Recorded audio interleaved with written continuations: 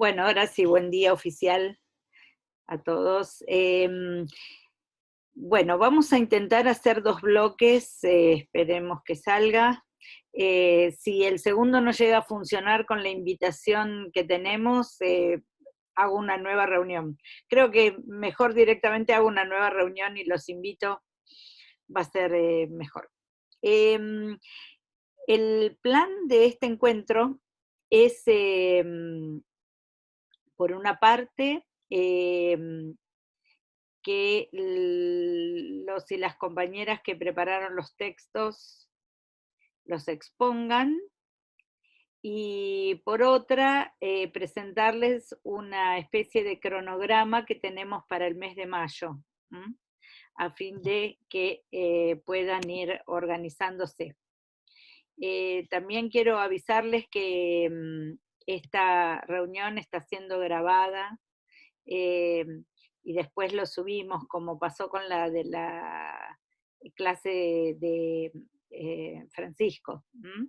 De modo que aquel que no quiere que su imagen se difunda, o etcétera, o bien saque la cámara, o bueno, avístenos. De todas maneras, tampoco la difusión es tan grande. Eh, bueno, los textos que vamos a abordar hoy son los textos de Brunner y de Sturlese, que son parte de la bibliografía obligatoria, la unidad 3, correspondiente a Meister Eckhart. Aquellos que no hablan, por favor silencien el micrófono a fin de que no haya ruidos. Los dos textos tienen algo en común.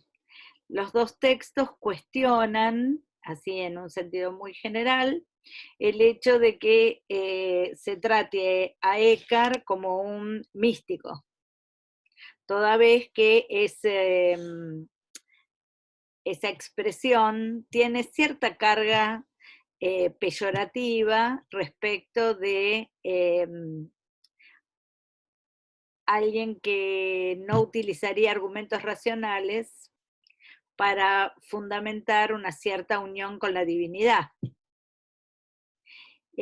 Como si se ligara la unión mística a cierta vía afectiva, a cierta vía del afecto.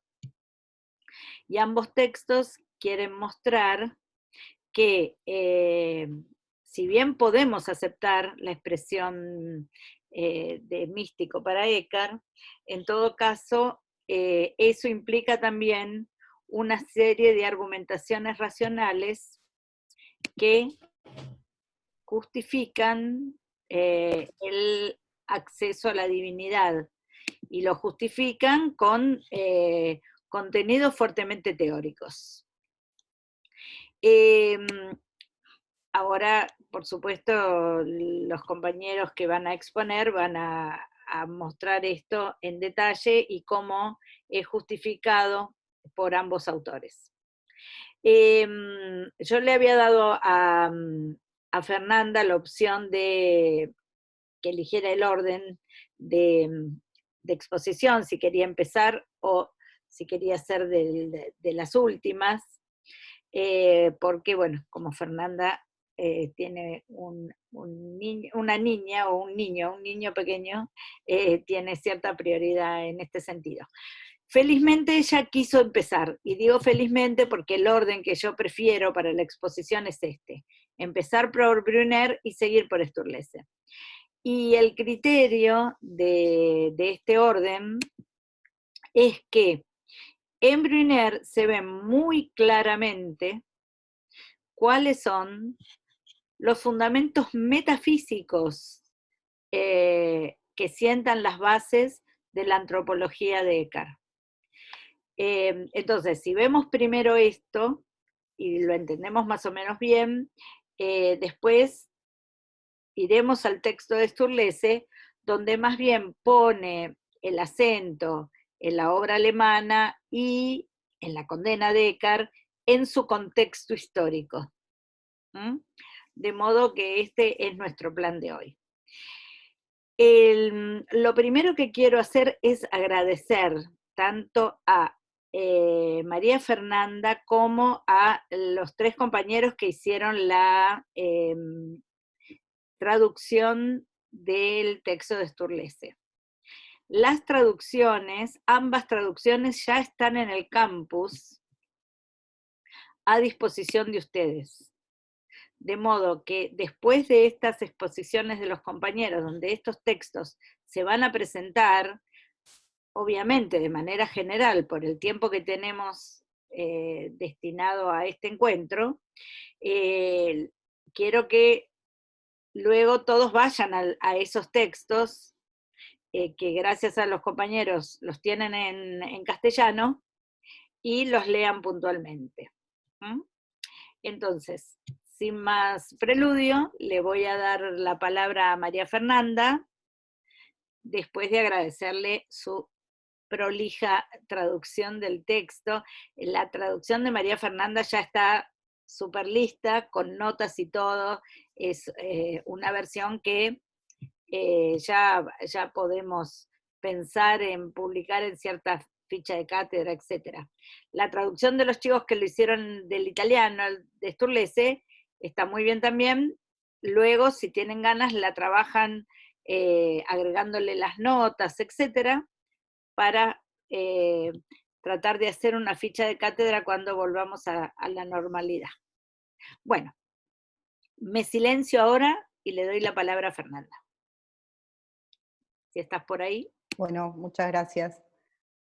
No sé si se escucha bien, tengo algunos problemas con internet, así que cualquier cosa me avisan. Se escucha bien. Más que nada, bien. Mi intención era contarles un poco lo que fue el pasar por el texto y bueno, y conocer al autor, que lo tenía presente porque, bueno, en el libro Todo y Nada de Todo se lo menciona en la introducción, que ahora vamos a ver, y en el seminario que hice con Ezequiel, también hay un texto que leímos de este mismo autor. Es bastante difícil conseguir información sobre el autor en internet.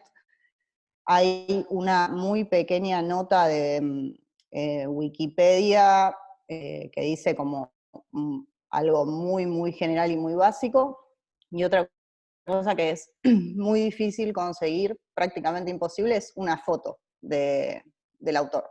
Así que conseguí una que ahora les voy a compartir.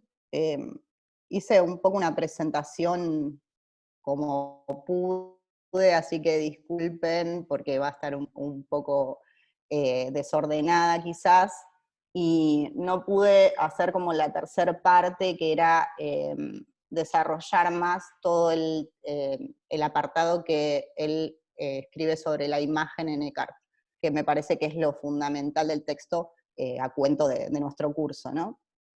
El texto es bastante complejo, es medio árido, a mí me resultó un poco árido, pero se lee y es muy lindo, es un texto lindo de leer. Así que bueno, les voy a compartir mi pantalla de la compu. Un segundo.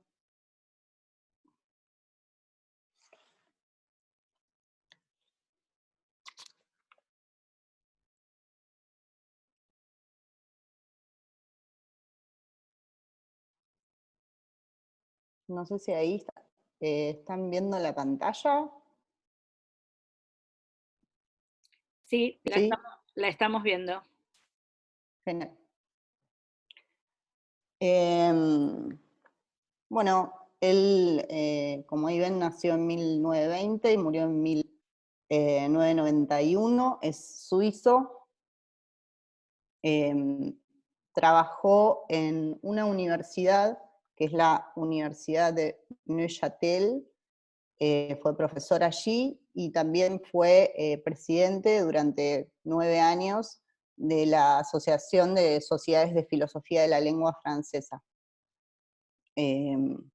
bueno, ahí hay una foto de la universidad y se puede ver más o menos dónde está ubicada. Ese lago que se ve ahí es un lago Neuchâtel, y como al borde de ese lago está la ciudad, y ahí, en esa universidad fue profesor. Un poco lo que pude encontrar, que es lo que van a encontrar en internet, Wikipedia o alguna otra página, es que él lo que hace es unir la reflexión filosófica a la historia de la filosofía, y como van a ver en su bibliografía, se dedicó a muchos ámbitos. O sea, estuvo trabajando con la filosofía antigua, con la filosofía medieval y también con la filosofía moderna, y específicamente en lo que es filosofía antigua y medieval, él se dedicó a específicamente el platonismo y el neoplatonismo. Pero también trabajó con las tradiciones árabes, judías, hindúes, y trabajó como con la comparativa entre filosofía y tradiciones en estos distintos registros, ¿no? Y concebía una filosofía, bueno, acá como que tomé esta nota, que filosofía ligada a la sabiduría, y concebía la historia de la filosofía como práctica filosófica, o sea, como ligada a la filosofía misma.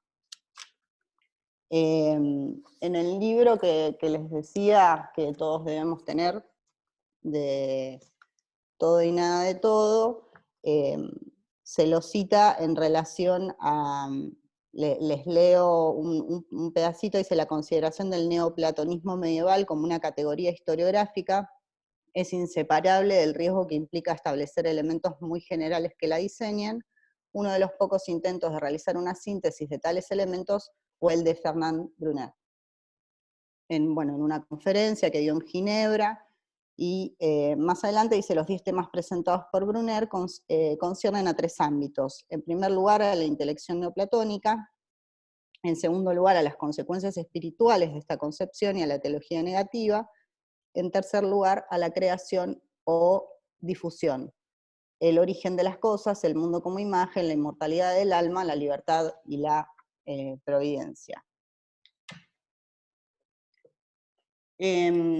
Bueno, acá ven, esta es su bibliografía, su obra. Estoy teniendo problemas con la presentación, perdón. Y este artículo que vamos a leer, él lo publicó en una revista que se llama Dialéctica. Se publicó en el año 1991, que es el año de su muerte. Están viendo como un... A ver, perdón,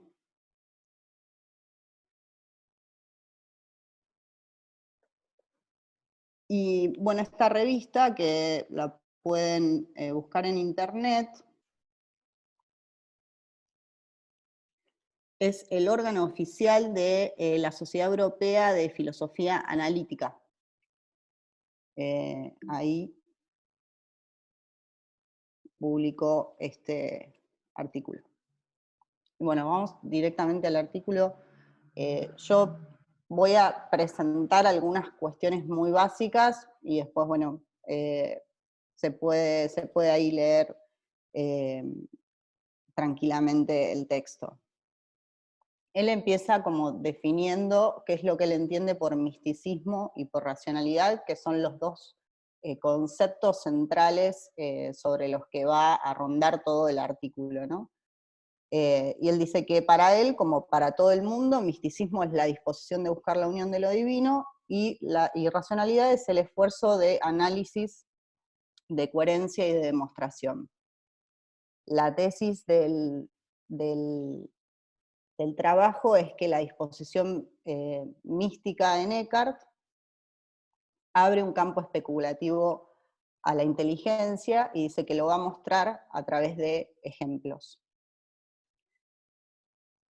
Y esos 3 ejemplos son 3 proposiciones. La primera proposición es: la criatura es nada. La segunda proposición es: el ser es Dios. Y la tercera proposición es: Dios está todo entero hacia afuera, todo entero hacia adentro. Él desarrolla largamente estas tres proposiciones de Eckhart, y a partir de esto es que va como argumentando a favor de su tesis. Y lo que voy a hacer ahora es compartirles, cuando termina toda esta parte del texto, él empieza a hablar sobre la cuestión de la imagen, que también es un apartado bastante importante, son 2 o 3 páginas que se dedica exclusivamente a ese tema.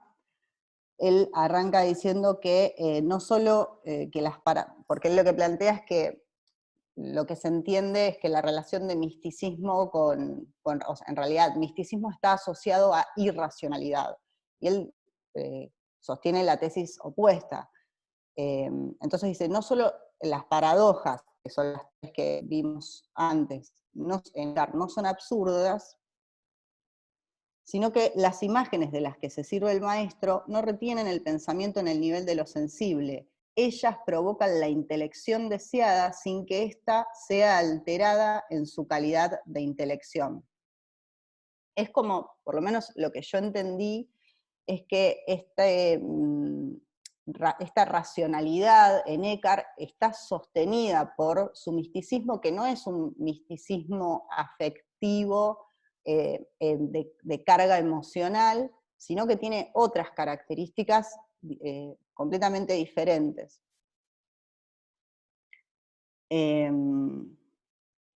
Con ese texto que les leí ahí es que arranca a desarrollar toda la cuestión de la imagen y de la función de la imagen en el maestro relacionada con su teoría de la analogía.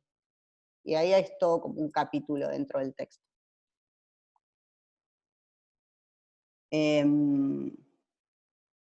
Más adelante van a leer en el texto que dice, el maestro nos deja la tarea de percibir la compatibilidad de esta concepción de la analogía con su teoría de la imagen y del modelo, o de lo inferior y de lo superior. Entonces él ahí va desarrollando todos estos puntos, citando la obra del maestro y comentando. Ese es como el método del texto, es ese. Trae las palabras del maestro y las va iluminando.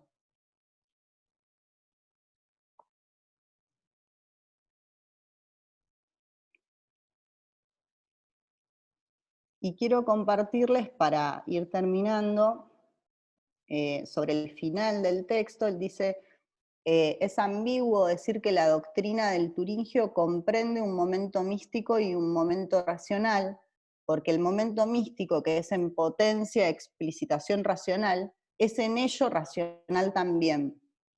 Ellos son los dos aspectos de un mismo todo. El momento místico es fundador, si se quiere, esto es lo que decíamos antes, ¿no? Y es a él que el maestro vuelve sin cesar, pero el emocional está primero, porque está sentimiento y como una exigencia de la razón.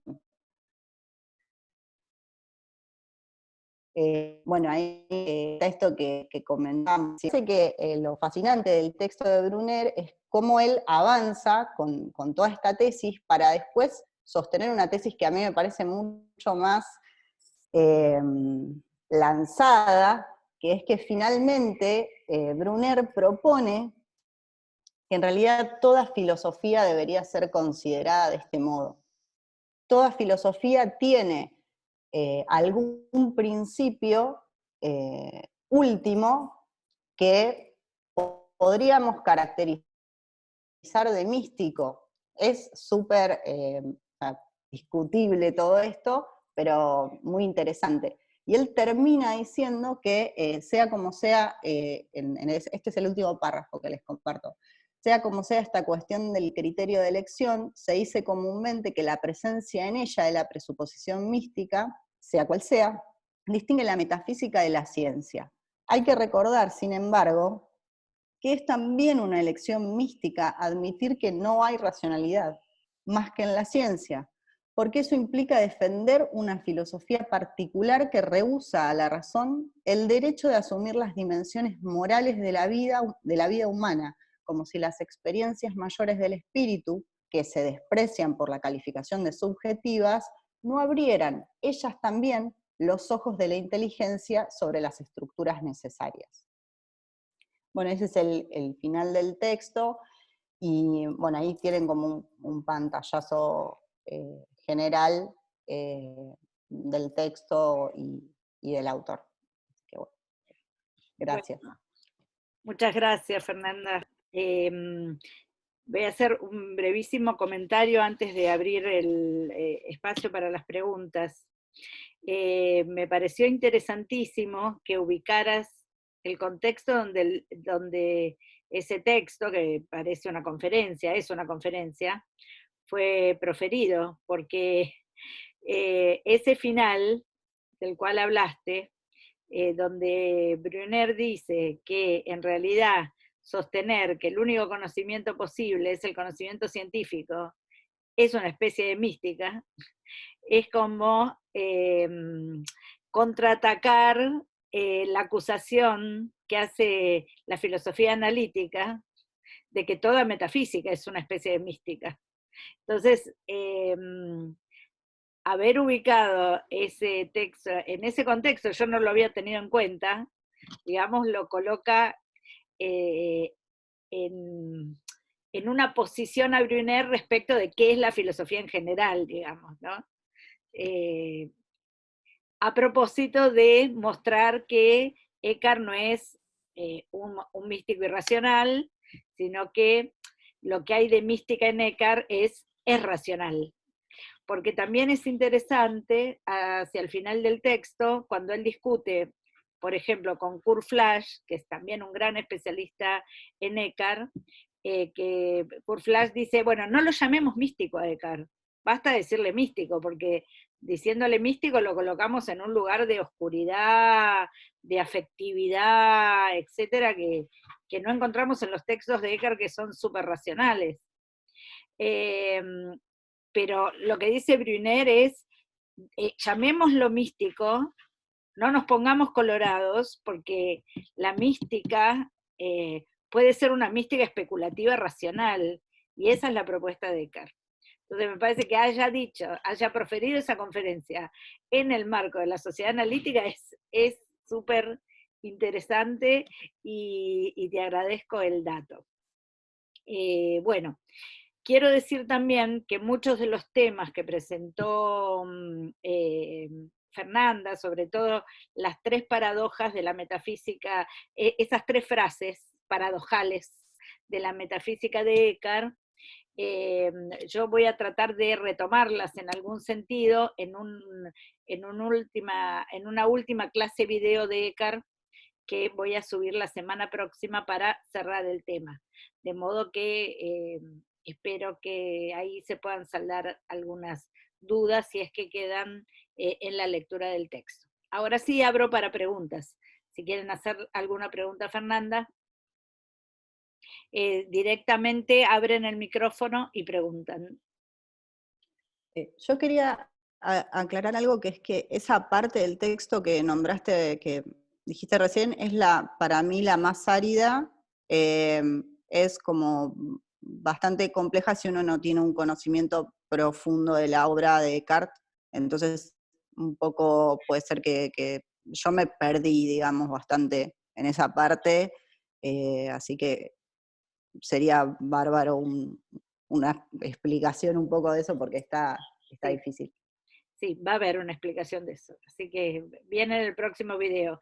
En todo caso, lean el texto y si no terminan de entender todo, después nosotros hacemos este intento de simplificación para que se entienda, donde sacrificamos algunos detalles, pero por lo menos nos quedamos con lo central. Vamos a hacer ese intento. ¿Preguntas? ¿Dudas?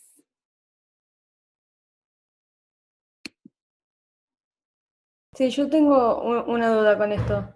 Em, con lo que decían de que la teoría de la analogía y cómo se relaciona eso con la doctrina de la imagen.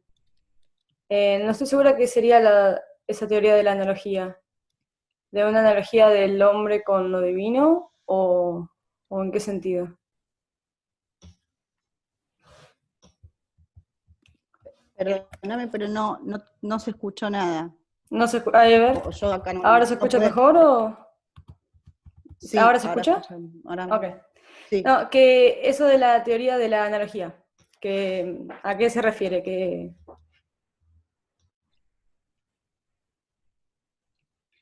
No se te escucha, Fernanda, el micrófono está apagado. Ah, perdón. No, te decía que eso, aparentemente, digamos, hay una teoría de la analogía en Eckhart que yo no manejo, pero él lo que hace es, el autor es relacionar esa teoría de la analogía con la teoría de la imagen y del modelo en el autor. O sea que como en base a... Y además eso lo relaciona con el libro Gama de la metafísica de Aristóteles.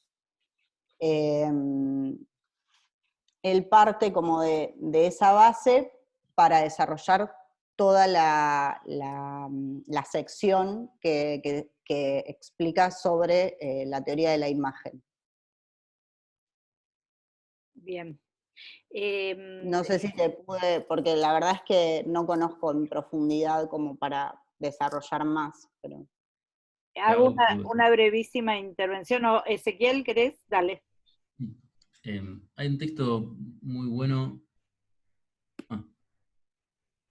Hay un texto muy bueno de Rainer Schurman, de unas paginitas donde habla de la analogía en Eckhart, y justamente lo trae desde Aristóteles, pasando por Tomás de Aquino hasta Eckhart.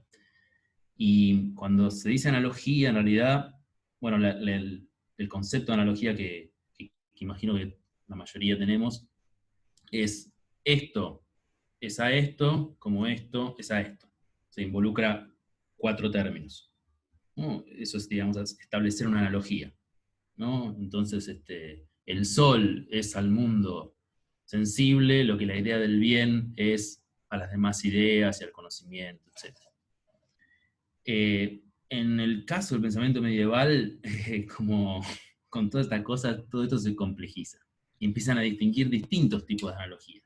Y esta, que es medio como la que todos tenemos por defecto, es solo una. Y en el caso de Eckhart, justamente en estos textos más metafísicos del libro de las proposiciones y el libro del prólogo general a la obra tripartita, aparece otro tipo de analogía que se llama la analogía, o la llaman la analogía de atribución. ¿Qué significa esto? Que hay que pensarlo no ya en 4 términos, con 4 elementos, como estuviéramos haciendo malabares con 4, sino con 2, mucho más simple, en realidad. ¿Y a qué se le llama esta analogía de la atribución? Que cierto término puede ser aplicado a algo, a un elemento, con propiedad, pero cuando se lo aplica a otro elemento, es impropiamente que se lo aplica. Entonces, si yo digo que yo soy, ese ser, digamos, referido a mí, está usado impropiamente, porque en realidad el único que es Dios. Entonces, ¿por qué lo de atribución? Porque el ser es como si fuera, esa sería la idea, un atributo exclusivo de Dios. Esa sería un poco por qué la analogía de atribución. Por eso es que se lo relaciona en el texto con la doctrina de la imagen, porque está esta idea de que todo el ser de la imagen viene del modelo, y no le corresponde a la imagen considerada en sí misma.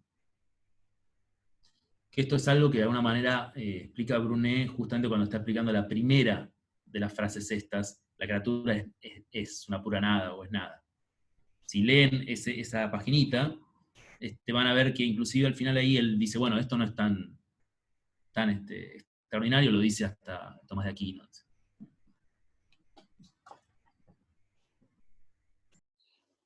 Bien. Bueno, ¿quieren hacer alguna otra pregunta? Si no, bueno, la explicación de Ezequiel fue sumamente clara. Quizá lo que podemos hacer es reponer algunos elementos más para que eh, quede como más, un poco cerrado este tema y para que después vayan al texto directamente. Es importante este tema de la analogía, tal como lo explicó Ezequiel, porque Eckhart, como bien lo dijo, no hace la analogía de proporción, sino la analogía de atribución. Y esa analogía de atribución tiene dos patas, diría yo, la semejanza y la desemejanza. O sea, si es posible predicar lo mismo de Dios y de la criatura, es porque hay cierta semejanza. Pero a la vez, puesto que la predicación no es idéntica, sino analógica, no es unívoca, sino analógica, eso quiere decir que hay también una gran desemejanza. Y yo creo que esa paradoja de la semejanza de semejanza está cruzando los tres términos, las tres proposiciones de la que, muy bien dijo Fernanda, parte el análisis de Brunner. Entonces, la primera, no las vamos a retomar así puntualmente, pero para revisarlas rápidamente, cuando revisen otra vez el power de Fernanda, las van a ver ahí. La primera es, la criatura es nada. Y ahí, ¿cómo es nada? Si es criatura. Si es criatura no pueden no ser nada. Entonces, ¿en qué sentido se predica que la criatura es nada? Parece ahí una contradicción en términos. Bueno, justamente, ahí se ve la semejanza y la desemejanza.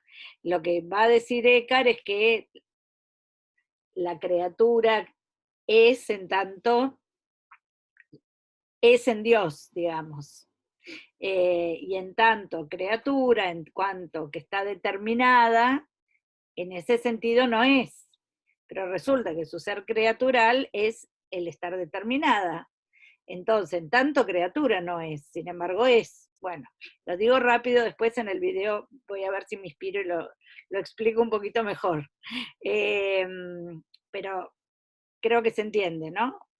Y eso se combina con la segunda proposición, el ser es Dios. El ser es Dios. Si el ser es Dios, lo que es en lo que es Dios. Lo que es en lo que es Dios. De modo que el ser en la criatura también es Dios. ¿Y qué es lo que no es Dios en la criatura? Y bueno, su aspecto criatural, es decir, su determinación. Y todo esto justifica que se predique el ser de ambos. Ahora, no del mismo modo. Y en un punto sí y en un punto no. ¿Mm?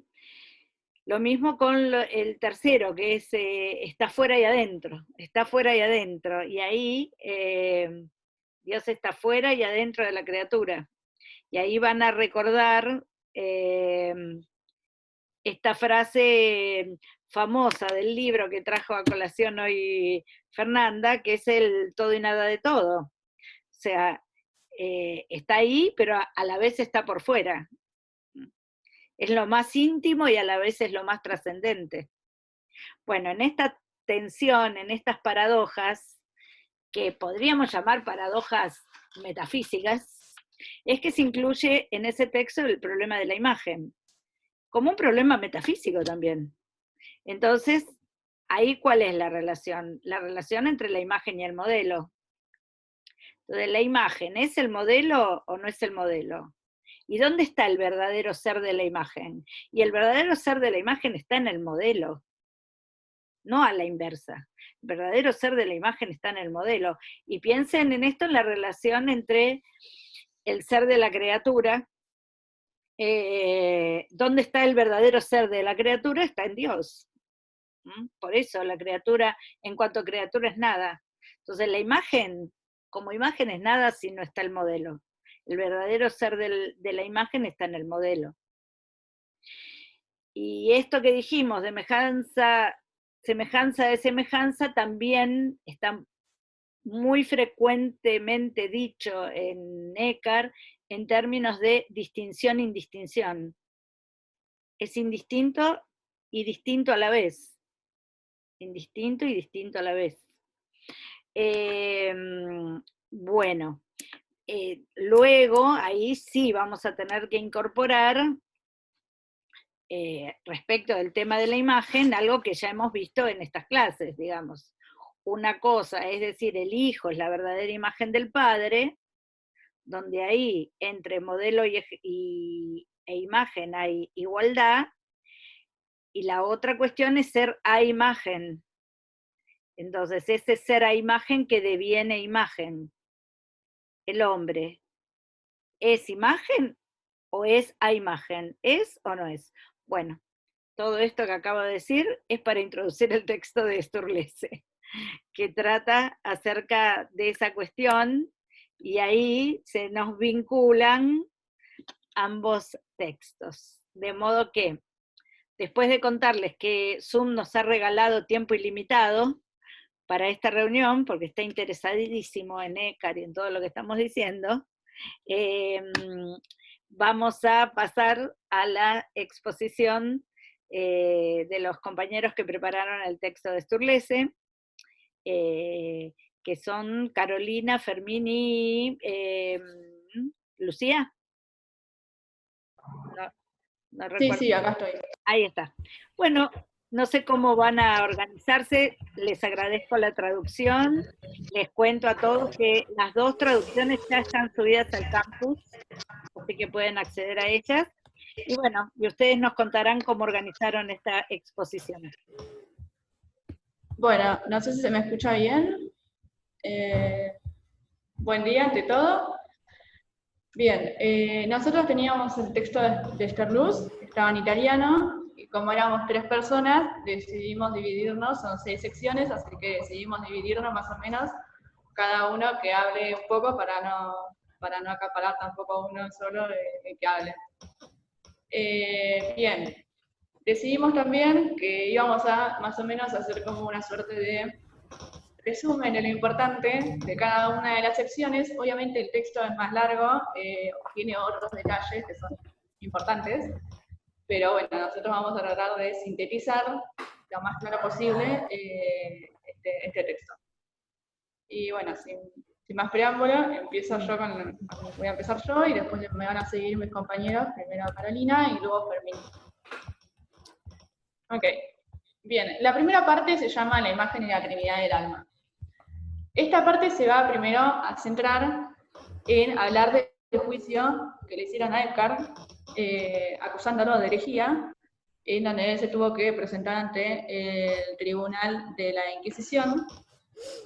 Y en el principio el texto cuenta que, bueno, este juicio tuvo lugar el 26 de septiembre de 1326, si mal no recuerdo, y lo que empieza a contar es que en su momento no hubo testimonios escritos, o sea, no se había dejado ningún acta, ni nada, absolutamente nada escrito, hasta que, afortunadamente, un documento relativo al juicio fue encontrado en una biblioteca de Soest, en Alemania, que tenía, bueno, el nombre obviamente estaba en alemán, pero la traducción del nombre vendría a ser justificación, y este material resultó ser una copia de la defensa de Eckhart, que presentó en este mismo juicio, que se había dado en 1326, para defenderse, obviamente, de la acusación de herejía, y que él mismo había puesto en circulación, solo que aparentemente nadie se había enterado hasta este momento que encontraban en la biblioteca este texto.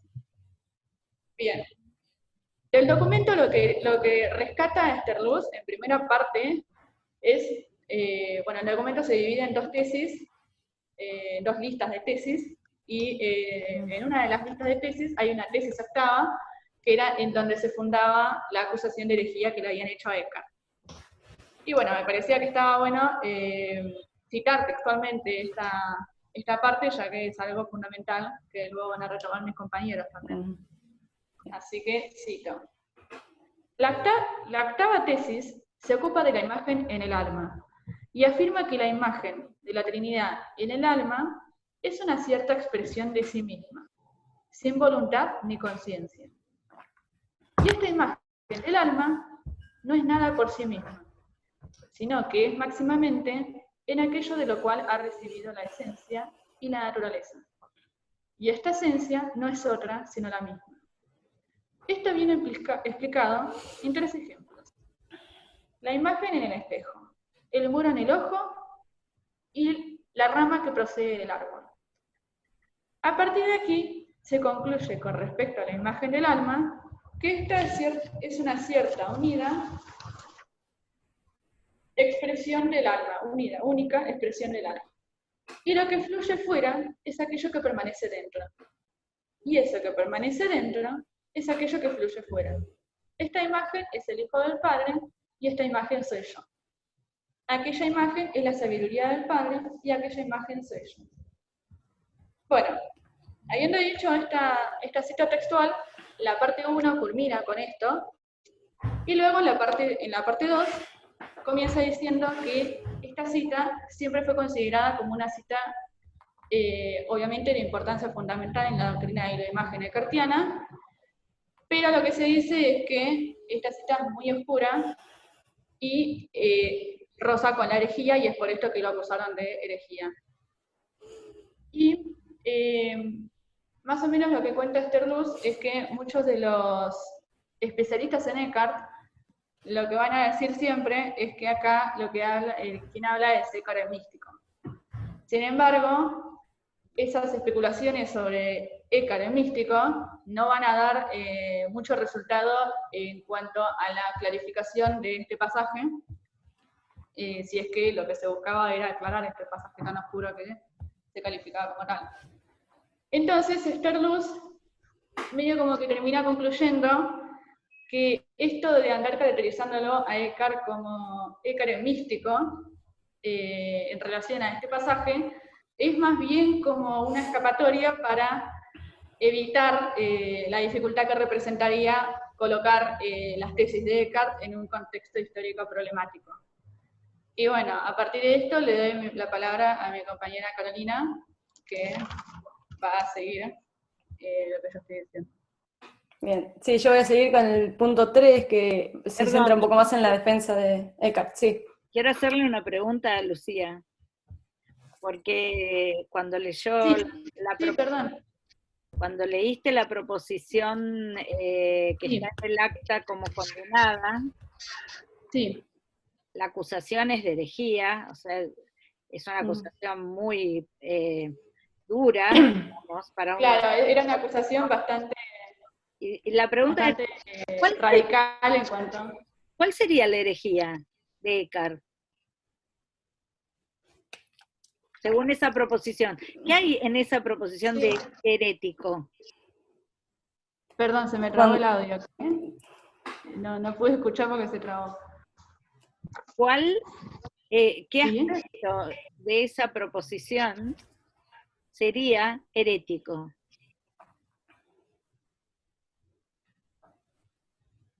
Bien.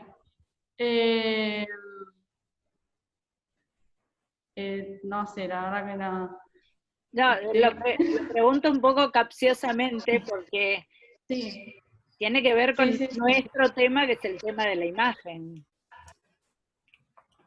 Sí, según lo entendí yo, la parte más... sí, cuando dice que esta imagen soy yo.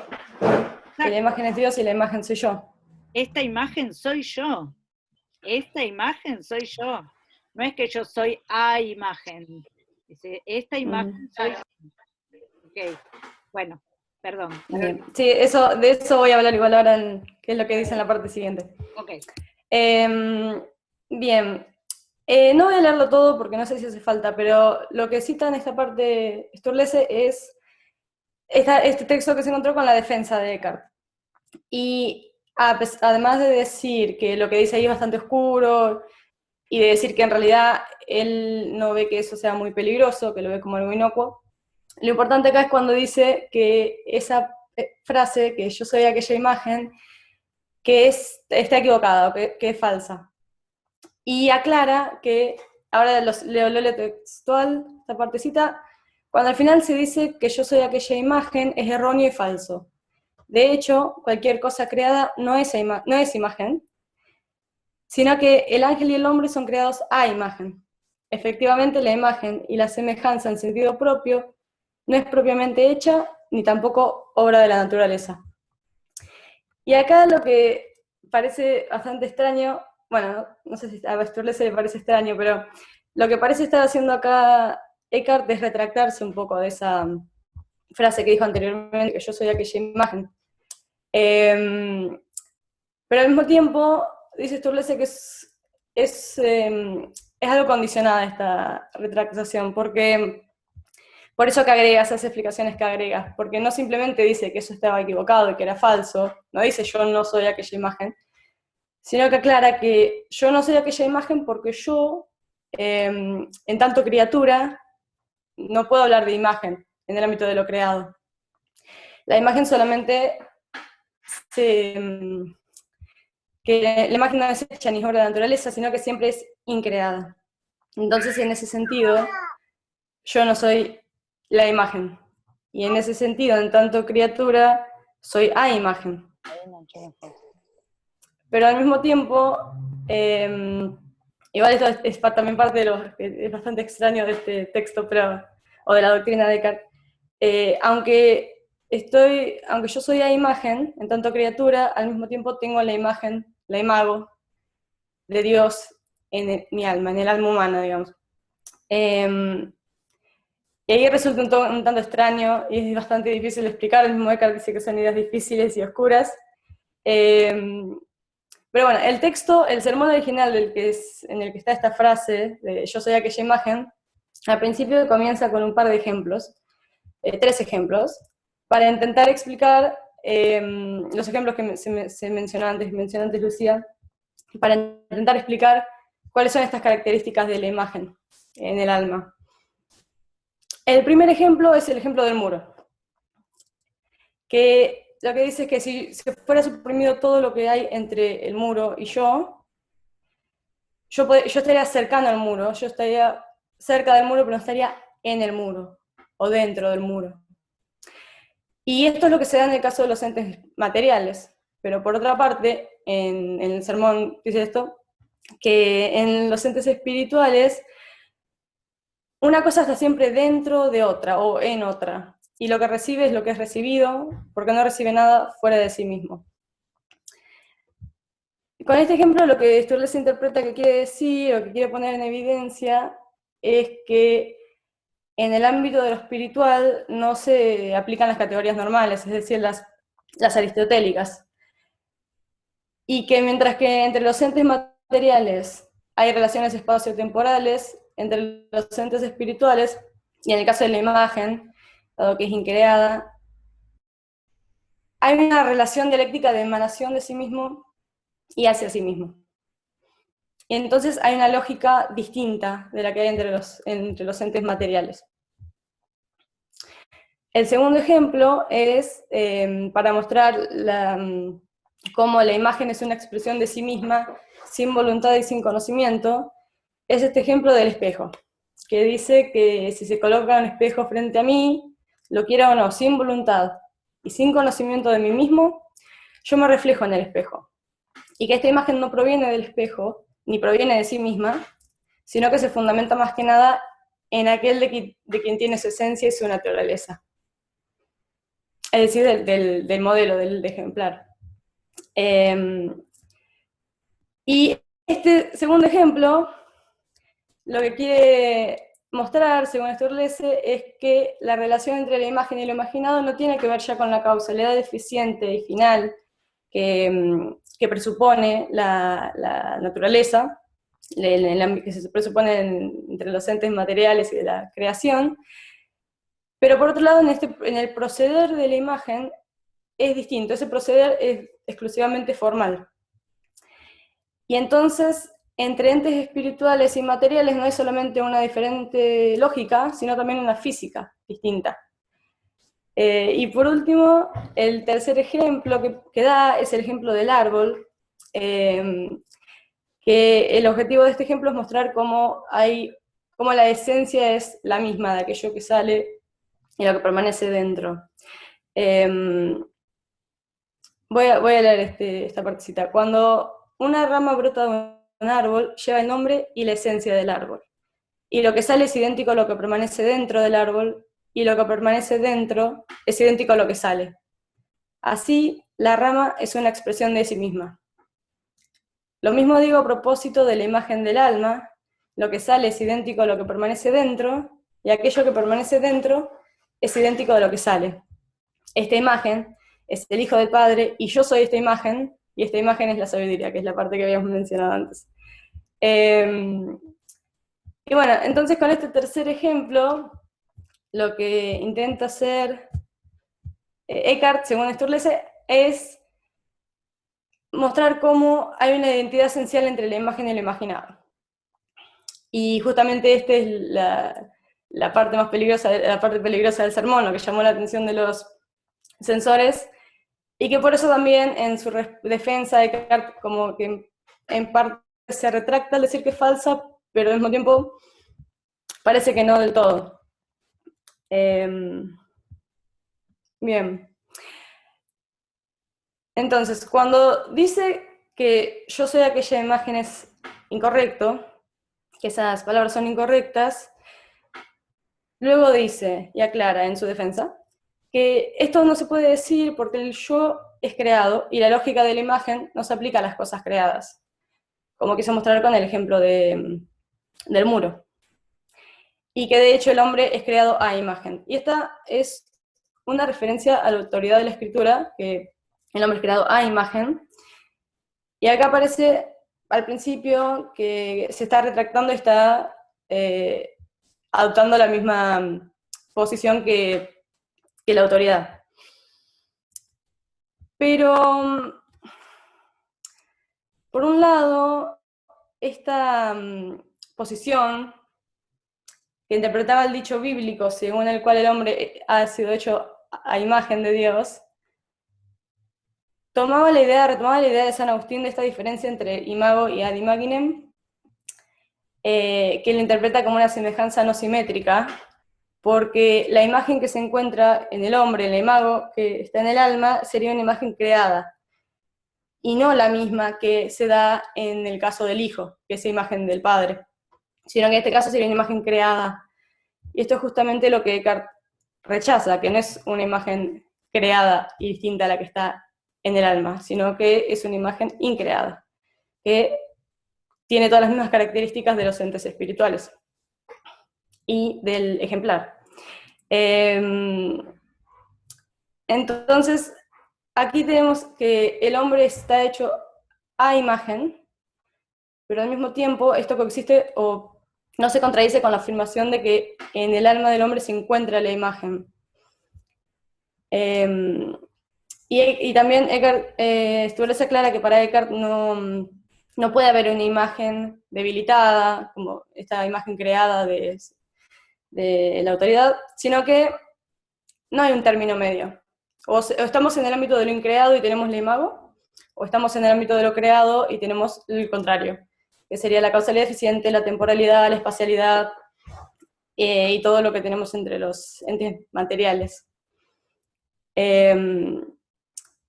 Y esto, que es bastante difícil de entender, a mí me costó, no sé si todavía lo entiendo del todo, pero que el hombre es a imagen y que al mismo tiempo posee la imagen, esta imago increada y que comparte la misma esencia con el ejemplar.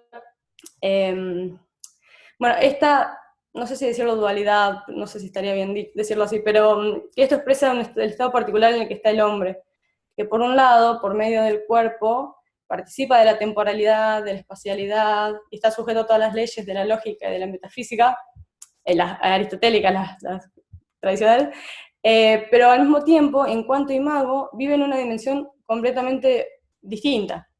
En tanto la imago está en el alma, en cierto sentido está en esa otra dimensión espiritual al mismo tiempo. Y lo último que tengo para decir con esto es que destaca al final de esta parte, Sturluce, que con el ejemplo del muro se quiere resaltar esta diferencia de lógicas, que en el mundo empírico el cuerpo no es en, sino que un cuerpo es próximo a otro cuerpo, no en, como en la esfera de los entes espirituales, donde una cosa está siempre en otra o dentro de otra. Pero al mismo tiempo, en la esfera de la imago, como no existe esa proximidad, existe solamente el ser o el no ser. Por eso también no puede haber una imago debilitada o un punto medio. Y que bueno, por esto mismo la imago es en lo imaginado. Y que estas son las ideas difíciles de las que dice al final que si quienes no las comprenden que no se preocupen. Pero bueno, espero no haberme extendido demasiado, pero eso es todo lo que tenía que decir de la parte 3. No sé si se entiende, yo honestamente no entendí completamente todo, pero... ¿Quieren hacer Sí, alguna?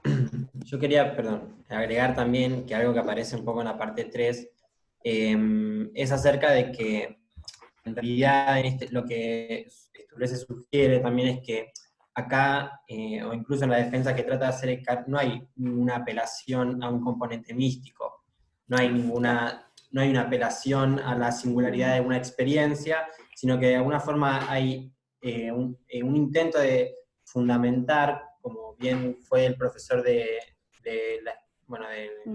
cátedra de teología en París, sí. y cómo esto, entonces, de alguna forma, porque es un poco el hilo que Sturluce trata de mantener en todo el texto, es cómo hay una relación entre el Eckhart profesor y el Eckhart predicador, y que no es que son simplemente dos Eckhart distintos, sino que son el mismo y que comparten una misma filosofía, que como bien está en las clases dicho, es algo que tiene que ver con una forma de comprender la filosofía como un modo de vida que se presenta en los sermones, digamos. Bueno, nada más. Bien.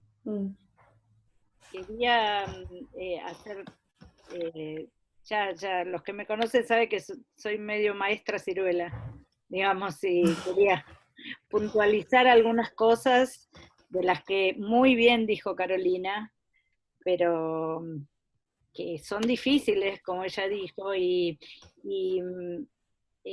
a la hora de la lectura que hagan del texto de Sturluce, deberían prestar bien atención a lo que están leyendo. Ella lo expuso muy bien, ahora son cosas tan difíciles que hay que como reforzar un poco esta idea de lo que está tratando de hacer Eckhart es tratar de suspender la lógica de la sustancia aristotélica para las entidades espirituales. Entonces, no podemos pensar que las sustancias espirituales son como unidades numéricas, cada una de las cuales está determinada y separada de la otra, y yo las puedo contar, 1, 2, sino que precisamente lo propio de las sustancias espirituales, y esto se relaciona con lo que vimos así rápidamente en el texto de Brunner, en relación a la determinación de la criatura, lo propio de las sustancias espirituales es la indeterminación. Y la indeterminación, y esto lo vemos hasta el cansancio medieval, se acordarán, es no tener límite, no tener el terminus. Y si no hay límite, no hay término, no puedo contar 1, 2, 3, ¿sí? Entonces, las sustancias espirituales, puesto que son indeterminadas, no tienen sino la posibilidad de estar una dentro de la otra. O sea, no hay otra posibilidad. Esto, cuando lean el texto de Sturluce y lleguen a esa parte, complementenlo con el texto que está como fuente obligatoria en nuestra selección en el campus, que es el sermón del muro, el sermón donde está el ejemplo del muro. Así lo leen directamente de Eckhart y que aparece muy claramente. Eckhart termina diciendo, el que no entiende esto no se preocupe, pero ustedes lo van a entender, lo van a entender, porque lo que quiere decir es esto, piensen con otra lógica, ¿eh? No la lógica de la sustancia, de la usía primera. Y otro punto importante, que también lo dijo Carolina en su exposición, es el tema del tipo de causalidad que hay que pensar. Entonces, no se trata entre las sustancias espirituales, no se trata de una causalidad eficiente ni final, sino lo que prima es la causalidad formal. Y esto traten de pensarlo y a partir de los ejemplos que da Eckhart. Entonces, entre el modelo y la imagen hay una causalidad formal. No es que produce como un productor eficiente y aparece lo producido que es la imagen, no. Es la efusión, la difusión de la forma. Y eso se ve claramente en los otros dos ejemplos también, en el del espejo y la imagen, y en el del árbol con la rama, digamos. No es que produce, porque el producir parece producir algo distinto de, y esto no es nada distinto de, ¿sí? Y entre los dos, la palabrita que me encanta, que ustedes ya saben, no hay alteridad, no hay una alteridad bien que nace del límite, porque no hay límite, porque no hay determinación. Entonces, en esta parte del texto presten mucha atención a todo ese vocabulario filosófico duro. Y ahora sí, pasamos a Fermín. Bueno, a mí me tocó exponer la cuarta parte. Primero quería decir que a mí me pareció algo que me parece que está muy bueno en este texto, es cómo es la importancia que tienen las preguntas que Sturluson se hace, porque tienen un significado específico y él las va respondiendo si se quiere, muy metódicamente, y a veces incluso las respuestas no son como lo que parecen, ¿no? Que van a ser. Entonces yo le di un poco de importancia también a la cuestión de las preguntas. Bueno, la cuarta sección se llama La doctrina filosófica de la imagen de Eckhart.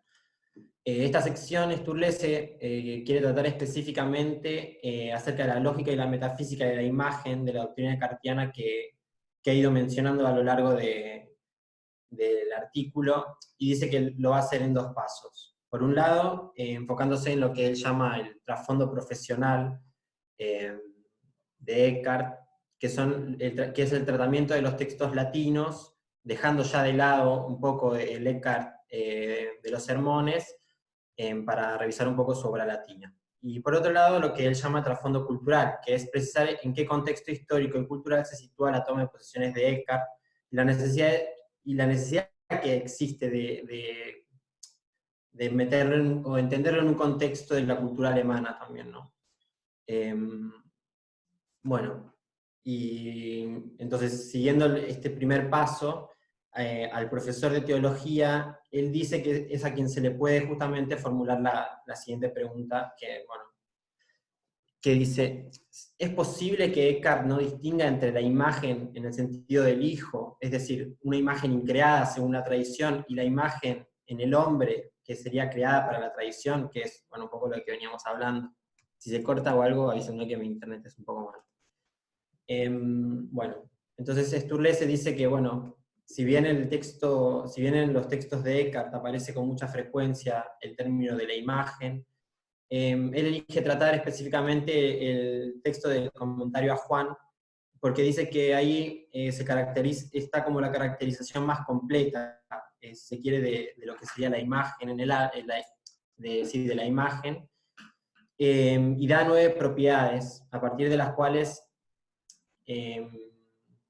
digamos, claro, dice, sí, a partir de las cuales él podría explicar por qué en la escritura a la imagen de la Trinidad es llamada Imago Dei. Bueno, son 9 propiedades, no las voy a leer todas porque están en el texto traducido, pero sí que voy a leer la primera, que es la que creo que es bueno, todas son muy importantes, pero esta es muy importante también en relación al texto, que dice: la imagen, en cuanto es imagen, no deriva en absoluto del sustrato, sino que deriva por completo de su ejemplar. Bueno, estas son cosas que un poco mencionaba también Caro y eso, ¿no? Bueno, y también termina, Sturlese dice que Eckhart termina un poco esta caracterización diciendo que la relación que hay entre imagen y ejemplar es el mismo tipo de relación que encontramos entre el justo y la justicia, el buen, el ente y el ser. Bueno, y dice, y en general, en todo concreto, en todo... Bueno, en todo término concreto con su correspondiente abstracto, ¿no? Entonces, para Sturlese, él dice que bueno, es importante destacar que aquí Eckhart enfoca su reflexión sobre dos temas fundamentales. Por un lado, tenemos la coesencialidad entre imagen y ejemplar, en la cual en el sermón que mencionó Caro se ve ejemplificada con el ejemplo del árbol, del cual brota una rama, y por el otro lado, el proceder de la imagen por emanación formal, es decir, sin la causalidad aristotélica, que se expresa en el sermón con esta idea de proceder sin intervención de la voluntad.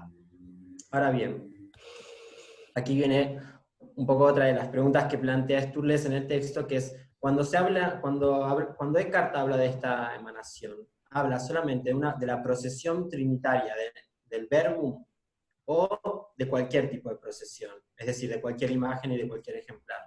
Entonces, aquí un poco qué es lo que plantea Sturlese, que es una gran pregunta, es, bueno, en estos ejemplos, o esto que está tratando Eckhart, ¿hay una relevancia exclusivamente teológica, o también hay una relevancia antropológica? Es decir, una reflexión acerca de lo que el hombre es. Entonces, Sturlese inmediatamente dice que es muy difícil de sostener que esto sea simplemente que pueda hacerse una interpretación simplemente teológica.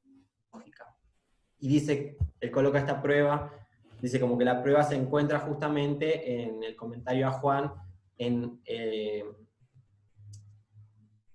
lo que yo leí, que es la propiedad número 1, que es, dice la imagen en cuanto sustrato, la imagen en cuanto tal no recibe nada del sustrato en el cual está, sino que recibe todo de su ejemplar.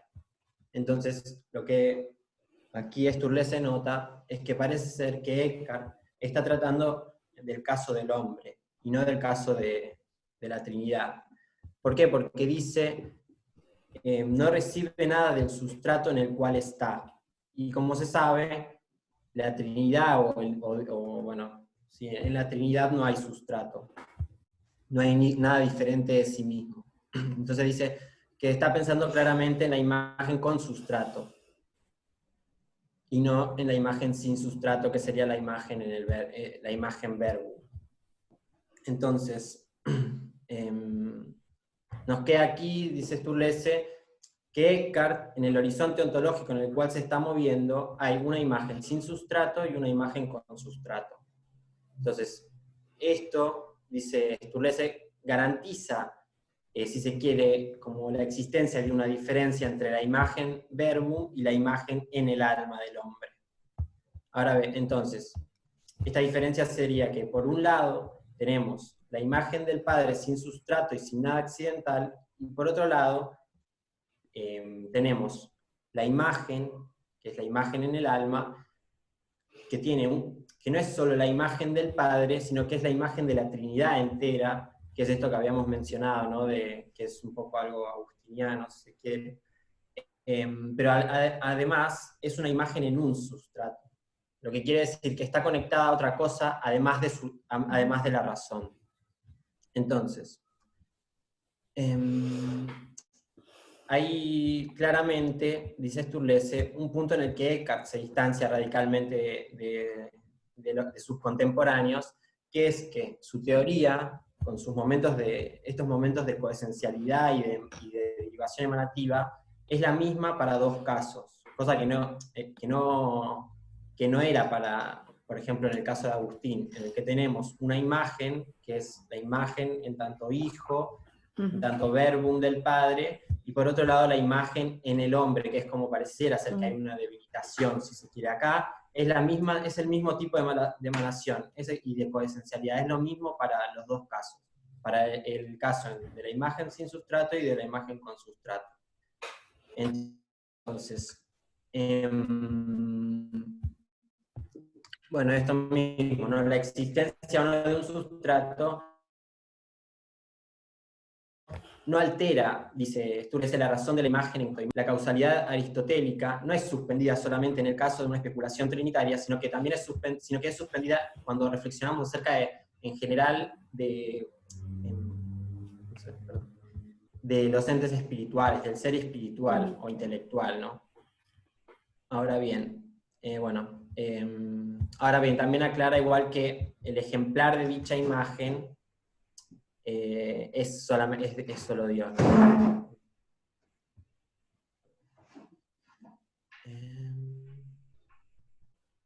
Bueno, nada, también hay cosas que son importantes para mí, que también es como que Sturges se marca que Eckhart no está...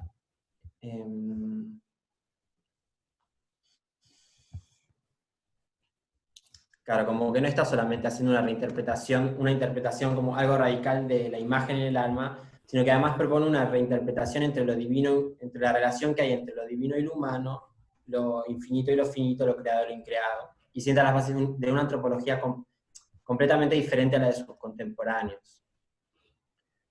Bueno, hay un par de preguntas que no sé si son tan importantes. Por ejemplo, él dice si esto que está haciendo Descartes es antropología o teología, o si es más bien filosofía o teología, que él dice que claramente es teología, porque él entiende teología y filosofía lo mismo que se entendía en la Edad Media, o en el medioevo, que tendría a ser... o sea, él entiende que él está haciendo teología porque toma, por ejemplo, el hecho de que haya imagen en el hombre es algo que está en la escritura, y que Eckhart no podría tomar simplemente de la razón. Por lo tanto, dice, bueno, propiamente en el tema del tratamiento de la imagen, es teólogo o es teología, pero eso no quiere decir que Eckhart no tuviese la pretensión y la intención de estar haciendo filosofía, que también, bueno, ahí se relaciona con toda esta cuestión, de esta intención de la filosofía del cristianismo, que tenía intención de realmente hacer Eckhart y demás. Bueno, y por última parte está el segundo punto, que es el punto del contexto cultural e histórico, con el cual también quiere explicar Sturges un poco la cuestión de Eckhart. Y dice que, bueno, que primero que el tema de la imagen era un tema discutido en la época, sobre todo en las escuelas de teología, era casi como un punto obligatorio a discutir, y que es verdad que si bien la escolástica tradicional se queda siempre como entre esta distinción que plantea Agustín, dice, bueno, que indica una analogía más o menos vaga entre la Trinidad y las tres funciones del alma. Estas son la memoria, la inteligencia y la verdad, y la voluntad. Eckhart no podría igual haber nunca, si bien tiene una teoría que se diferencia radicalmente de las otras, nunca podría haber, no quiere decir que su teoría salga de la nada, ¿no? Sino que de alguna forma, bueno, tiene ciertas influencias y está en un contexto en el que se discute esa problemática, y también, bueno, termina esta última parte, ya introduciendo la parte 5, diciendo que justamente en la última década del siglo XIII hay un intenso debate cultural que se origina en Alemania, en el cual la doctrina de Eckhart es una precisa intervención en este debate, y que solamente ubicando esta propuesta que trae Eckhart dentro de ese debate, en ese contexto histórico y cultural, es que puede entenderse su verdadero significado, tanto histórico como teórico. Y bueno, ahí termina la sección, que es un poco larga, y lamento que se me haya extendido un poco, pero bueno, ya da paso a la sección 5.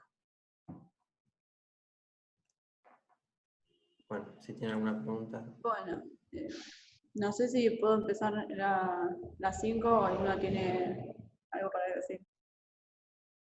No, simplemente agregar que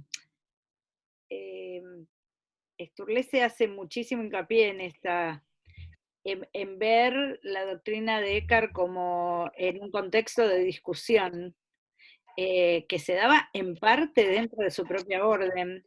Por eso hay una mención de Dietrich de Freiberg, yo no sé si es lo que viene ahora o... ¿Sí? ¿Es lo que viene? Ah, entonces no digo nada. No, digo que sí que hay una mención. No, sí, sí, es verdad, es lo que viene ahora. Sí, ustedes lo tradujeron por Teodorico, que está muy bien también, pero que es Dietrich de Freiberg. Lo único que les recuerdo es el capítulo primero que tuvieron que leer allá hace tiempo de Alain de Liberá, donde reconstruye un poco ese contexto y las discusiones de esos dominicanos sucesores de Alberto, ¿sí? Dominicos, no, los dominicanos están en la plaza, los dominicos sucesores de Alberto. Bueno, y ahora vamos al final. Gracias. Perdón, ¿puedo hacer una pregunta?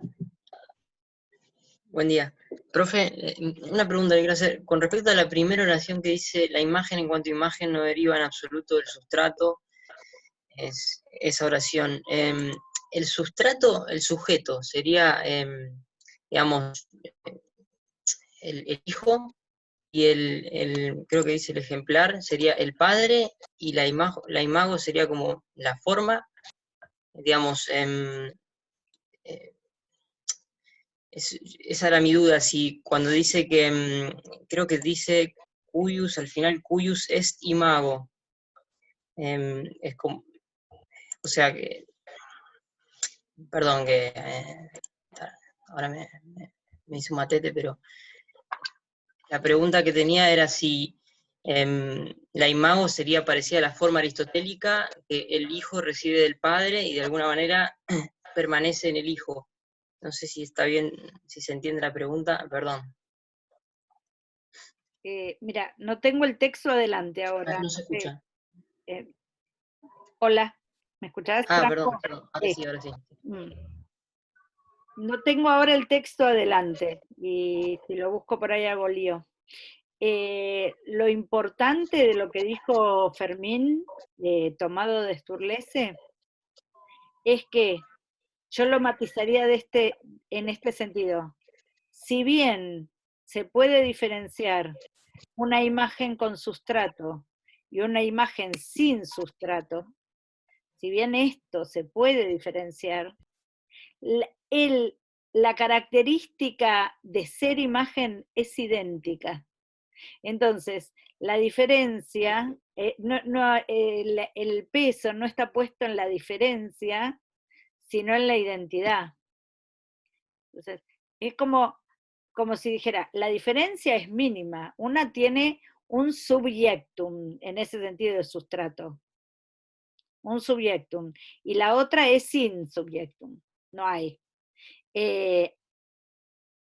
Sin sustrato, por supuesto, es el hijo, el verbo, el logos, y con sustrato es el alma, pero no es que Eckhart quiere hacer pie en esa diferencia, sino quiere hacer pie en que aún siendo con sustrato, la característica de ser imagen, es decir, tenerlo todo del modelo y tener su verdad en el modelo, es idéntica. No sé, Fermín, si querés agregar algo. No, está perfecto. Yo hubiese respondido. O sea, en realidad es justamente lo que quiere hacer el texto, es como decir, bueno, pareciera incluso que está hablando del hombre acá, cuando habla de un sustrato.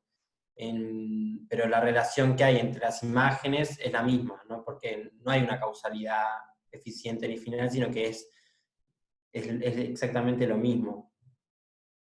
Solamente, bueno, esto que dije, ¿no? Como que por un lado en el verbo el verbo es imagen solo del Padre, y la imagen en el alma es de la Trinidad entera, pero bueno, es lo mismo. Bien, incluso quiero confirmar que esa fue la lógica de la selección de textos que presentamos en la clase 2 y que ustedes tienen como fuente. Vieron que empezamos con un texto de la imagen en la Trinidad para después pasar a la creación del hombre a imagen. Y la idea era mostrar porque ahí no quedó suficientemente claro, que lo que se dice de la imagen en el primer caso se atribuye uno a uno a lo que se dice en el segundo. ¿Sí? ¿Sí, Franco? ¿Querés agregar algo más? Sí, no, está bien, gracias. Tengo muchas dudas, pero después lo voy a ver por mi cuenta bien, a ver si leo un poco mejor. Gracias. Bueno, pasamos a la última parte entonces. Sí. Bueno, en las últimas dos partes son las 5 y 6. En la parte número 5, Eckhart como que trata de retomar el contexto histórico en el que estaba dándose esta doctrina, esta luz, trata de retomar el contexto histórico en el que se trata de hacer esta doctrina de Eckhart. Y lo que dice es que, bueno, todo esto sucedió en el siglo XIII, y que en Alemania, en ese entonces, en su contexto histórico, está ya como una discusión debido a un escrito de, bueno, acá nosotros en el texto lo pusimos como teodórico porque lo traducimos al español, pero se llama Dietrich de Freiberg, si no me sale mala pronunciación, del cual Eckhart sacó bastante para dar también su tesis, ¿no? Y bueno, Teodorico tenía la particularidad de que también era dominico como Eckhart. Bien, lo que empieza a retomar en la parte 5 es las postulaciones de Teodorico, más o menos como para hacer una semejanza con Eckhart, y luego en la conclusión, que vendría a ser la parte 6, lo que hace es diferenciarlos a los dos, y bueno, ahora lo voy a explicar. En la 5 empieza a explicar que Dietrich, o sea, Teodorico, sostiene el proceder como imagen. Dice que este proceder como imagen es una emanación formal caracterizada por la coesencialidad entre la imagen y el ejemplar. Y dice que en esta coesencialidad no tienen vigencia ya las reglas aristotélicas de la lógica y la física, que eran las reglas normales que se aplicaban en ese momento, ¿no? Y lo mismo también hay ciertas consideraciones claves que hay que tener en cuenta, porque luego Eckhart las va a retomar, y obviamente Eckhart las va a pasar a un extremo completamente radical, que es el suyo, ¿no? La primera consideración es que Dietrich afirma que el tema de la emanación, trata el tema de la emanación, y dice que se afirma como proceder como imagen. Y dice que esto lo saca de Proclo, y gracias a esto es que luego podemos ver en Eckhart una suerte también de neoplatonismo, gracias a que saca una de estas afirmaciones, una de estas cosas, la tesis de Teodorico, es decir, Dietrich. Lo segundo que retoma de Teodorico es el concepto bíblico, es que el concepto bíblico imago es idéntico al concepto filosófico de intelecto agente, y con esto trata de desplazar el problema que resulta ser teológico a un ámbito más bien filosófico, tratando de equiparar el concepto bíblico imago con el concepto de intelecto agente en la filosofía, ¿no? Y la tercera es que aprovecha, no sé si está bien dicho, dualidad, imagen-intelecto, para sostener la neutralidad de una visión beatífica. Como que trata como de aprovechar esa, bueno, yo digo dualidad, no sé si está bien dicho, para como lograr una suerte de neutralidad, ¿no? Luego lo que hace es afirmar que el intelecto fluye en la sustancia de Dios de acuerdo con un proceso emanativo. Por ello se convierte en Dios y puede comprenderlo por su misma esencia. Bueno, acá en esta parte lo que hace es, bueno, obviamente afirmar que el intelecto, como fluye de la sustancia de Dios y tiene un proceso emanativo, se hace Dios, y gracias a que se hace Dios el intelecto, puede comprender a Dios, ¿no? y así hace del intelecto una actividad fundamental primigenia y fundacional de la conciencia, que después se va a presentar en el hombre, ¿no? Y luego, en la parte 6, lo que hace es tratar también de diferenciarlos, no solo mostrar las semejanzas, sino también mostrar las diferencias, porque obviamente Kant no hizo un copia y pego de todo lo que dijo Teodorico, sino que tuvo sus propias, su propio extremo, digamos. Bien, lo primero que dice es que Dietrich nunca afirma que la imagen del alma es increada, que es como lo que habían dicho mis compañeros, tanto Carolina como Fermín, que lo retomaron obviamente de sus partes.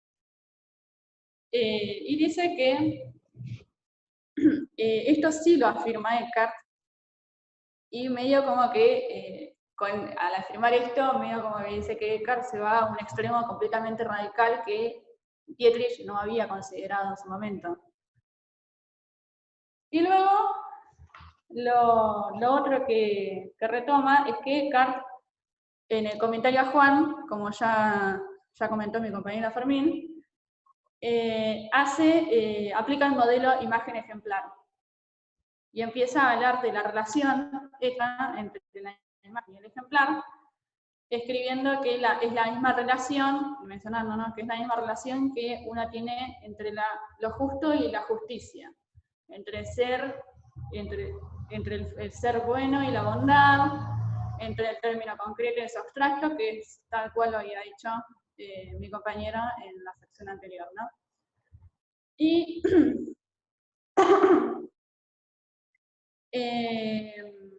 dice que en el momento en que el hombre, por ejemplo, deja de ser justo, deja de ser, por ejemplo, por esta relación que hay entre la imagen y ejemplar, como la relación es semejante a la relación que corre entre lo justo y la justicia, es decir, que en cuanto el hombre deja de ser justo, por ejemplo, deja de participar en la justicia, es decir, que deja de ser, ¿no?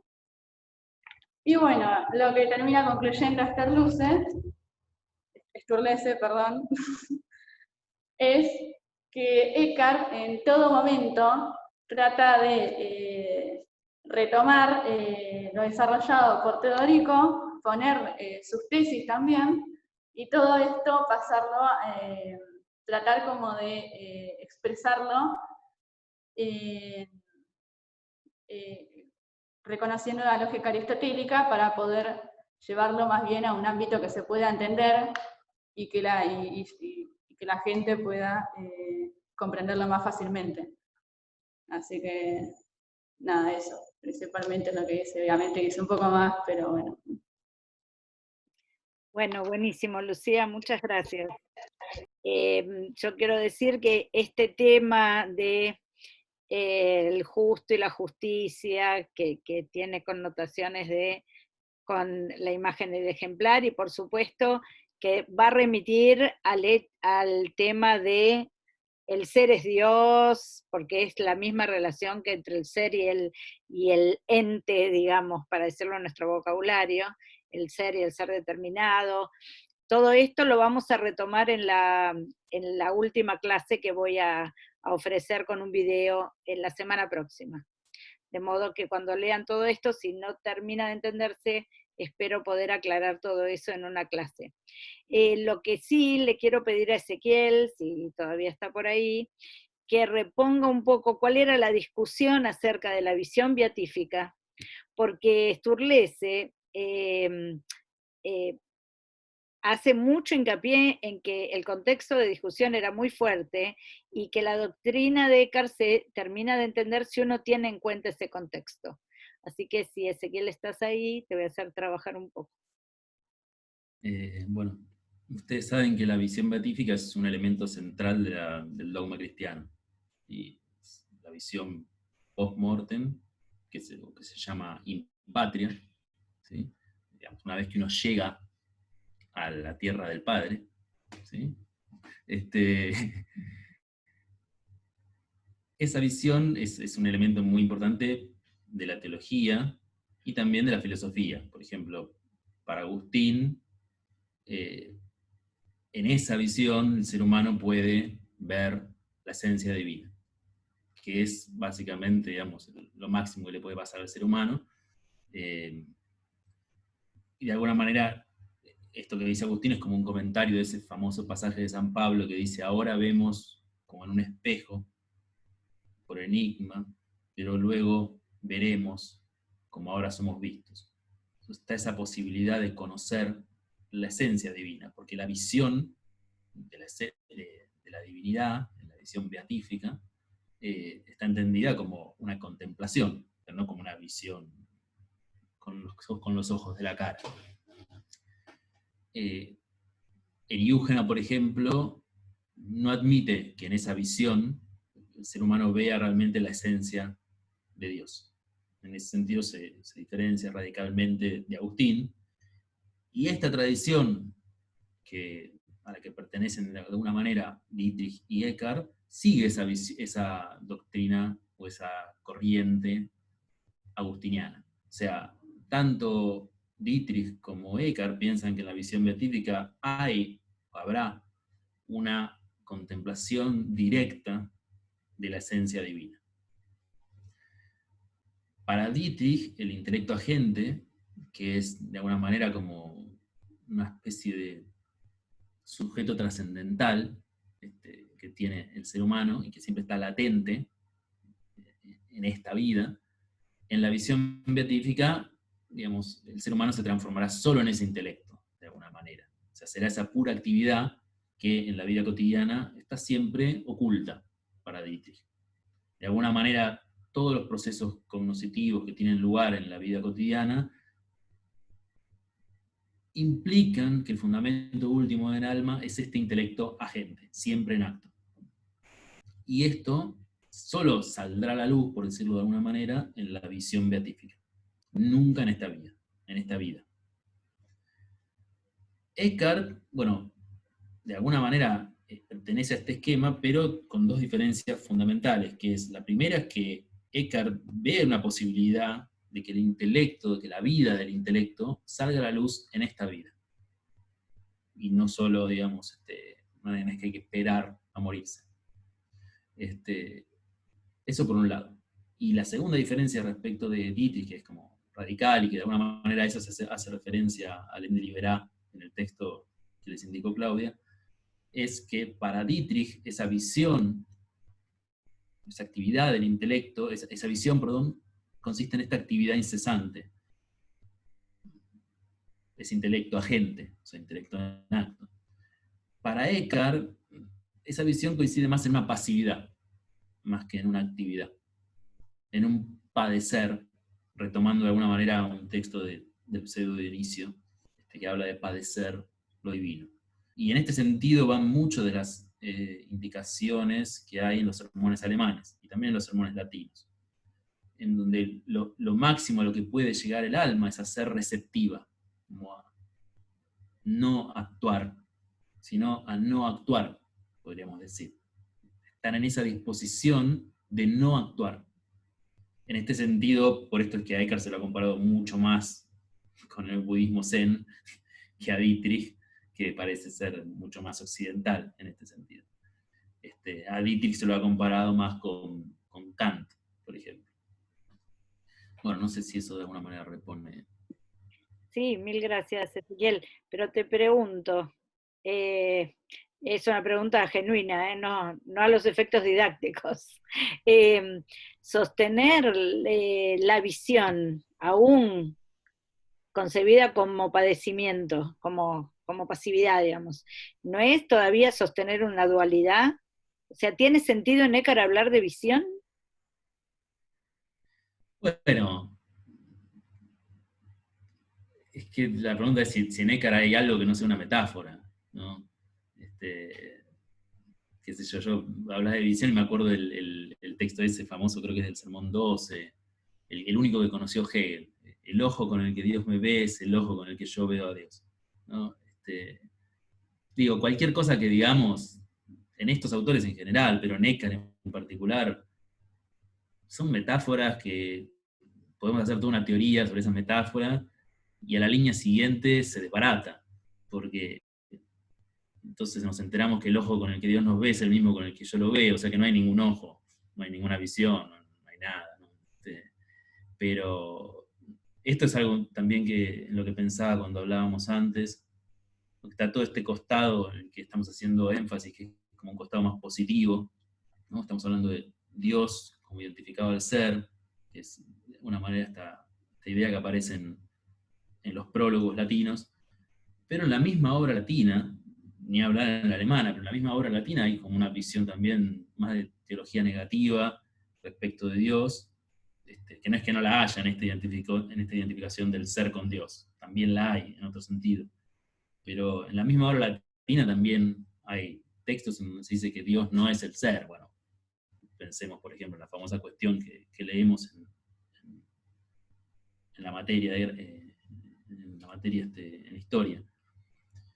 Entonces siempre coexisten estos dos aspectos, digamos, ¿no? Un poquito más para la vida negativa, un poquito más para la positiva, ¿no? Entonces me parece que va por ese lado. Pero la discusión es esta, y es una discusión de ese momento, el de la visión beatífica, en donde uno podría meterlo también a Tomás de Aquino, digamos, como una discusión de finales del siglo XIII y principios del siglo XIV, donde hay miles de disputas, de cuestiones disputadas sobre este tema, en qué reside la visión beatífica, si reside en un acto de la voluntad, o un acto que tiene que ver con lo intelectual. Estos autores claramente responden que tiene que ver con lo intelectual, pero dentro de esa respuesta hay matices, ¿no? Bien, gracias. Bueno, si no hay preguntas, damos un minuto. Bueno, quisiera cerrar el encuentro de hoy contándoles un poco el cronograma que pensamos para lo que queda del mes, para ver si hay alguna opinión en contrario a lo que pensamos. Todo esto vamos a ponerlo por escrito y subirlo al campus, de modo que ahora es una simple información para que se vayan de este encuentro con una idea de lo que va a pasar. Esta semana no van a tener clase sincrónica de prácticos con Francisco, porque queremos que terminen de realizar las lecturas de esta unidad 3, de modo que hoy tienen los textos de Brunner y de Sturlese. Les pedimos que se tomen esta semana para leerlos, analizarlos, para ver si tienen dudas, etc. Como les dije, yo la semana próxima voy a subir un último video, una última clase sobre Eckhart, donde trataré de integrar los aspectos que hemos tratado hoy y reponer algunas cuestiones de la metafísica eckartiana que son importantes para terminar de entender este tema de la imagen. Con esto, la semana próxima cerraríamos Eckhart, en lo que tiene que ver con los temas de teórico, y la siguiente comenzaríamos y terminaríamos con una clase, quizá extensa, sobre Marguerite Porret, ¿sí? Cuando terminemos este bloque, que es la misma unidad, Eckhart y Marguerite, porque ya van a advertir cuáles son los puntos de contacto, vamos a proponerles una especie de, vamos a decirlo así, instancia de evaluación, que no va a ser un parcial, sino que va a ser una especie de resultado de lectura, donde ustedes puedan hacer, a partir de algunos textos que nosotros les vamos a proponer, una especie de ensayito donde puedan integrar todos los aspectos que hemos visto de Eckhart y de Marguerite. O sea, los de Eckhart van a ser muchos más, por supuesto, porque le hemos dedicado más tiempo, ¿no? Para esto les vamos a entregar las consignas de este trabajo, que no lo llamen parcial, llámenlo trabajo de evaluación de lecturas, etc. Esas consignas se las vamos a entregar el día 19 de mayo. Y ustedes van a tener que entregar el trabajo virtualmente, mandándonos un mail, el día 2 de junio. O sea, van a tener 2 semanas para realizarlo. ¿Por qué no lo llamo parcial? No es porque por demagogia, digamos, para mostrar que se las queremos hacer fácil. No es por esto, sino porque todavía la UBA no ha decidido si la acreditación de las materias puede ser completamente virtual o no, etcétera. Pero esperar a que esto se decida para tomar una evaluación enorme hacia el final del curso nos parece un despropósito, de modo que nosotros vamos a intentar hacer cierres y en esos cierres poner instancias de evaluación que se sumarán a otras. ¿Se entiende más o menos cuál es la idea? Bueno, entonces, concretamente, esta semana no van a tener clase sincrónica práctica. El martes próximo, o quizá un poco antes, si puedo, van a tener la última clase grabada de Meister Eckhart. El jueves 14, a las 11, sí van a tener clase sincrónica con Francisco. Y también van a tener clase sincrónica el jueves 21 a las 11 con Francisco. O sea, va a haber 2 jueves seguidos de clase sincrónica sobre Gregorio de Niza, el día 14 y el día 21. Ahora bien, en cuanto a los teóricos, van a tener 2 videos más para cerrar esta unidad, uno de Eckhart y otro de Marguerite. La entrega de consignas el 19 del 5, y como tienen que entregar esas consignas resueltas en 15 días, o sea, el 2 de junio, haremos una clase sincrónica de teóricos en el medio, es decir, el día 26, martes 26 de mayo. Esa clase sincrónica va a estar destinada solamente a consultas relativas a las consignas que ya habrán empezado a resolver y tendrán que entregar en una semana. Bueno, más o menos este es el plan. ¿Tienen alguna pregunta sobre esto?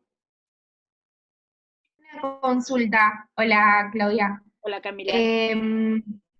En el trabajo no entraría Gregorio de Niza, solamente los textos de teóricos.